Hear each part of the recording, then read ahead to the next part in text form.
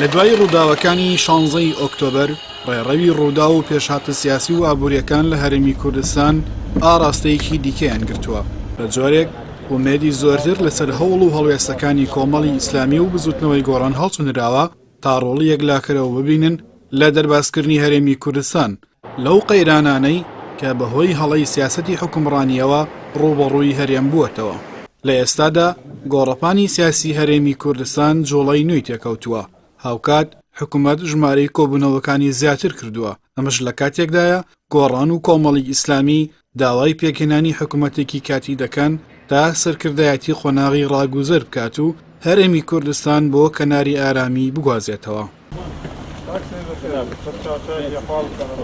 پێداگیری گۆڕان و کۆمەڵ لە پێکەنانی حکوومەتی کاتی لەوەوە سەرچاوی گرتووە ئەو ستافەی 26 ساڵە جوڵەوی دەسەڵات و حکومڕانیان بەدەستەوەیە بەرپرسن لە کوێ و قەیران و شکستانی ڕووبەڕووی هەرێمی کوردستانیان کردووەتەوە. هەروەیە هەمان ستاف و بە هەمان سیاسەتی پێشوو ناتوانرێت وەڵام دەرەوەی پێویستیەکانی قۆناغەکە بێت و هەرێمی کوردستان لەو ئاریشانێتی کەوتووە دەرباس بکات. گۆڕان و کۆمەڵی ئیسلامی لە دوایین کۆبوونەوەی هاوبەشیاندا کە لە بەرواری 13 نۆڤەمبەر لە سلێمانی بەڕێوەچوو جەختیان لەوە کردووەتەوە کە پێویستە بەرپرسیارانە مامەڵە لەگەڵ قۆناغی ئێستادا بکرێت و هاوڵاتیان گۆڕانکاری ڕیشەیی بەدی بکەن و هێز و لایەنە سەرەکیەکان لەسەر حکوومەتێکی کاتی پێک بێن کە ئەرکی سەرەکی ئەم حکوومەتە بەڕێوەبردنی گفتوگۆیەکی سەرکەوتوو بێت لەگەڵ حکوومەتی ناوەند. هەروەها گۆڕان و کۆمەڵ باسییان لەوەش کردووە جگە لە سەرپەرشتی پرۆسەی دانووسانی هەولێر و بەغدا ئەرکی بنەڕەتی حکوومەتی کاتی